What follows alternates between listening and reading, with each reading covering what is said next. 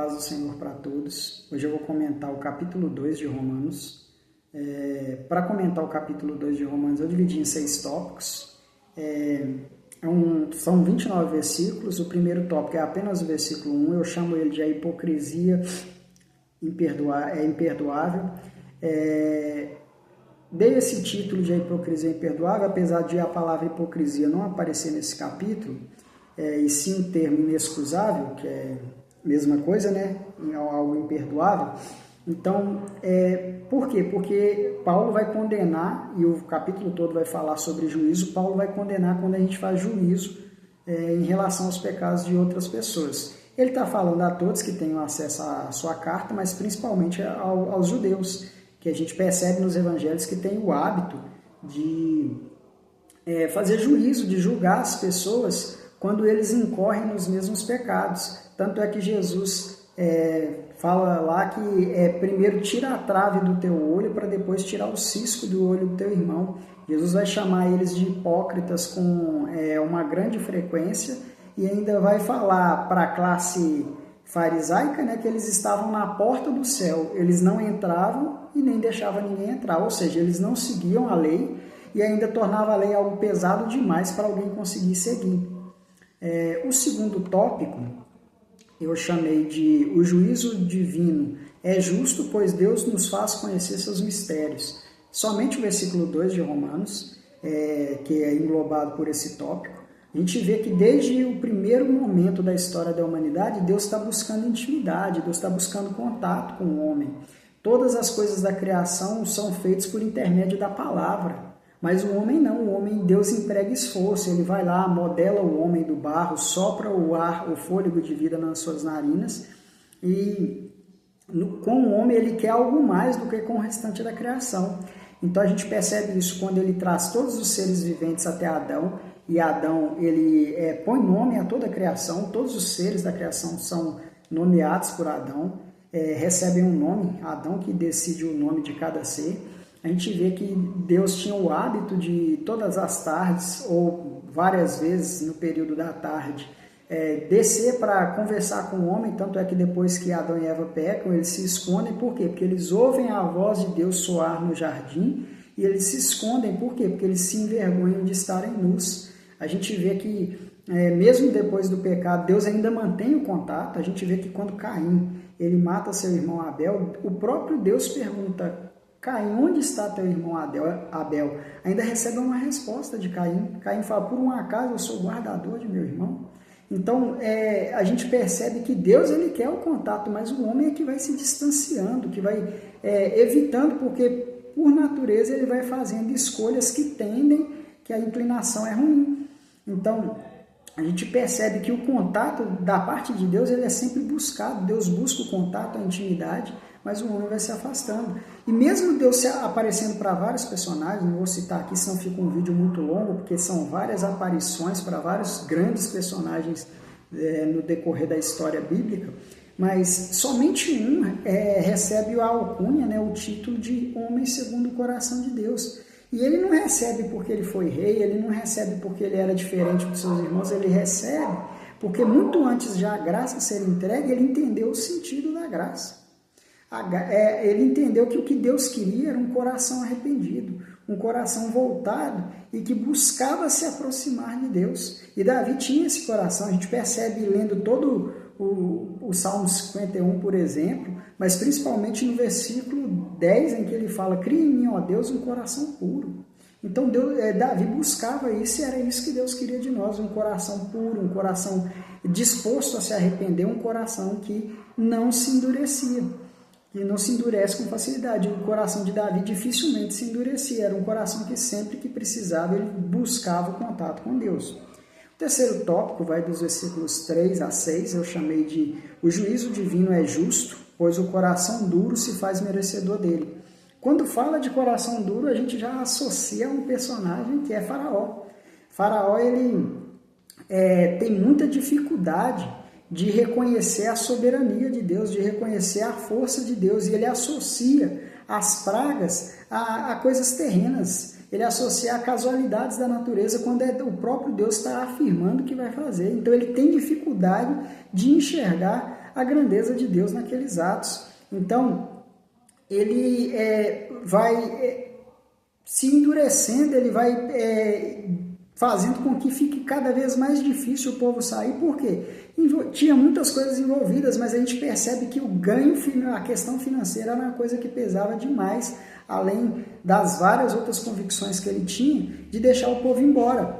Então, ele, assim como todo pecador que endurece o seu coração, ele tem muita dificuldade de enxergar o que é notório, que não tem como fugir do juízo divino. E o juízo divino chegou para ele, mas mesmo assim ele tinha dificuldades de aceitar. Isso a gente vai ver dos versículos 3 a 6. O quarto tópico eu peguei dos versículos 7 a 11 e chamei de o juízo divino é justo, pois é igual para todos. Aqui Paulo ele divide a humanidade em duas classes. Ele divide a humanidade em judeus e gregos, que mais na frente no capítulo ele também vai chamar de gentios. E ele não divide isso com relação à questão do nascituro, mas ele divide com relação à lei. Ele chama de judeus aos que estão debaixo da lei de Moisés, e todos que não estão ele chama de gregos. Então, e ele apresenta dois prêmios aqui: para os que praticam o bem, a vida eterna, e para os que praticam o mal, tribulação e juízo. Então, Paulo apresenta isso para dizer que o juízo de Deus vai ser igual, ele não vai fazer acepção de pessoas, vai ser tanto para o que é judeu quanto para o que é gentil. Deus vai tratar pelas obras, tanto quem fez o bem quanto o mal. A gente sabe que a nossa justificação é pelo sacrifício, a graça nos foi estendida, e é por isso, mas Paulo está entrando nesse ponto aqui porque ele está falando em pessoas que só acreditam no poder e na eficácia da lei. Então, por isso Paulo vai empregar esse termo aqui. O quinto tópico, dos versículos 12 a 16, eu acho a parte mais perigosa, o terreno mais perigoso desse capítulo, eu chamei de o juízo divino é justo, pois é segundo o conhecimento individual. Aqui o versículo 12 começa dizendo, porque todos os que sem a lei pecaram, sem lei também perecerão. Ou seja, Paulo está dizendo, e abre um leque enorme aqui, que todos que estão debaixo da lei têm que seguir ela. Quem se coloca debaixo da lei, como o povo judeu até hoje está debaixo da lei, ele tem que seguir ela. Mas quem não tem a lei, isso também inclui a gente, também perece sem lei. Por quê? Porque a gente guiado pelo nosso conhecimento individual. Quando eu digo que a gente é guiado pelo conhecimento individual, eu vou usar um termo aqui que chama bússola moral. A gente sabe que é nós que conhecemos, que tivemos o privilégio da graça, nós somos salvos pela graça, pelo sacrifício de Cristo. Isso é inquestionável. Eu não estou aqui tentando mudar isso não, e nem entro nesse mérito. Uma coisa que essa parte aqui do 12 ao 16 me chama muita atenção, e é um questionamento que para mim é quase impossível fazer: e quem não está debaixo da lei de Moisés, não esteve debaixo da lei de Moisés e nem debaixo da graça, como fica? Então a gente percebe aqui que todo mundo vai ser julgado pela uma coisa que eu chamei aqui de bússola moral. Todos nós nascemos com uma centelha divina, com uma parte que é divina em nós, uma coisa que é a natureza divina em nós, que é o senso do que é certo e do que é errado. Então, quem não está debaixo da lei nem da graça, vamos pegar um exemplo. A Bíblia vai contar a história principalmente do ramo semita, né, que é dos filhos de Sem, que é o primogênito de Noé, que é dessa descendência que especificamente que vai vir Jesus Cristo. Mas, por exemplo, os descendentes de Cã, os descendentes de Jafé, onde é que eles se enquadram nessa parte do texto? Esses versículos aqui mostram que a gente vai ser julgado pelo que a gente entendeu que é certo ou errado.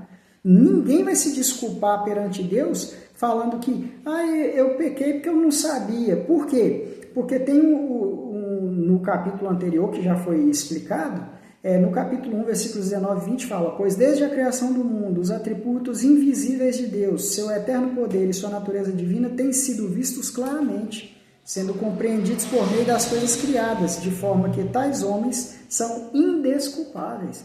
Ou seja, a misericórdia, o projeto de salvação de Deus não está somente no grande sacrifício de Cristo, mas está gravado no nosso coração. Tudo na natureza nos leva e está registrado o plano de Cristo para a nossa vida.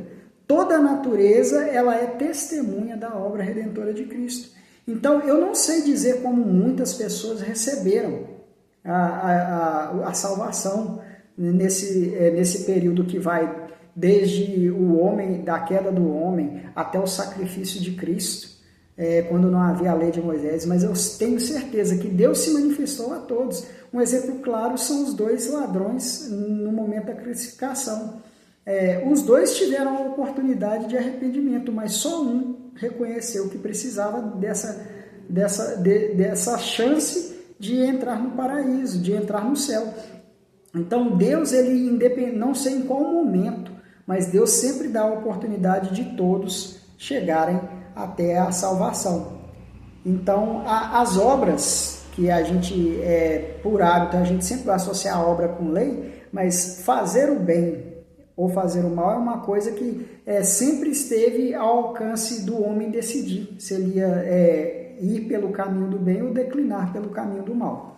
E para encerrar, porque senão o vídeo fica muito longo, o restante dos versículos, apesar de serem muitos, 3 versículos, do 17 ao 29, eu chamei de como somos feitos filhos de Deus. Paulo vai fazer uma crítica com relação à circuncisão, de transgredir a lei sendo circuncidado, que ele vai falar que a verdadeira circuncisão não está no ato de cortar a pele do prepúcio, mas circuncisão de coração, uma coisa interna. Ter a lei de Deus gravada dentro de nós, que o nosso coração ele seja sempre voltado e inclinado para seguir as leis de Deus. Então, os judeus tinham esse orgulho bobo de achar que por serem filhos de Abraão, eles já estavam no meio do caminho, ou já estavam adiantados com relação à salvação. Mas a gente vê 2 críticas, primeiro de João Batista, falando que Deus podia suscitar até das pedras filhos para Abraão. É uma crítica forte com relação ao pensamento que era forte naquela época. Tanto Jesus quanto João questionam isso, e a gente vê depois de muitos anos Paulo batendo na mesma tecla da questão de ser ou não judeu.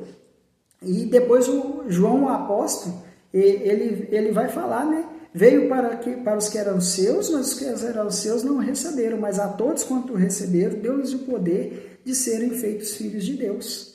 Então, a crítica continua porque o coração daquele povo era duro com relação a esse pensamento de que, por eles serem filhos de Abraão, eles automaticamente estavam garantidos, com a promessa garantida, e que eles já estavam debaixo da misericórdia e da salvação de Deus. E não, eles não seguiam a lei, que deveria ser a boa obra, né? E ainda impediam os que estavam tentando seguir. Então aqui ele vai chamar de verdadeiro judeu, de verdadeiro convertido, vamos dizer assim, de verdadeiro arrependimento, ou de verdadeira chance de ter contato com o Pai, aqueles que circuncidaram o seu coração.